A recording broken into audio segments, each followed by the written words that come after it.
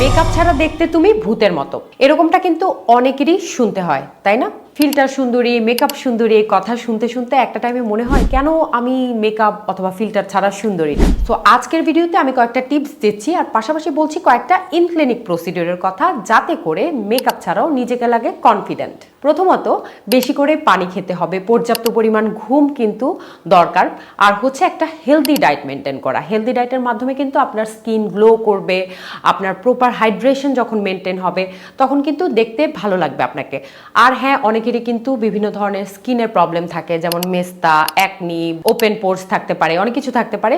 Symptomatic treatment নেওয়া কিন্তু জরুরি। যেমন হচ্ছে আপনি যদি মেস্তার রোগী হয়ে থাকেন সেক্ষেত্রে মেস্তার ট্রিটমেন্ট নেবেন। যদি আপনার অ্যাকনি থাকে বা ওপেন পোর্স থাকে বা কোনো স্কার থাকে কিংবা আনইভেন স্কিন টোন হয়, সে অনুযায়ী কিন্তু আপনাকে ট্রিটমেন্ট নিতে হবে। তো আমি আমার চেম্বারে এই ধরনের পেশেন্টদেরকে তো ট্রিট করি, পাশাপাশি গ্লোয়িং স্কিন পাওয়ার জন্য কয়েকটা ফেসিয়াল কিন্তু আমি সাজেস্ট করি। তার মধ্যে হচ্ছে carbon facial, hydra facial, vampire facial, এগুলো কিন্তু খুবই ভালো কাজ করে একটা গ্লোয়িং আর টান টান স্কিন পাওয়ার জন্য। আর হ্যাঁ, যাদের মনে হয় যে একটু রিঙ্কেলস আছে তারা কিন্তু বোটক্স করতে পারেন, আর ফিলারের মাধ্যমেও কিন্তু চেহারার একটু ভলিউম ইনহ্যান্স করা বা একটু শেপিং করা, সেটা করা যেতে পারে। সো এটা আসলে পেশেন্টকে দেখে আমরা নির্ণয় করি যে কার জন্য কোন ট্রিটমেন্টটা প্রযোজ্য। আর হ্যাঁ, এরকম অ্যাস্থেটিক ট্রিটমেন্টের মাধ্যমে যদি নিজেকে একটু সুন্দর করা যায় তাতে ক্ষতি কি?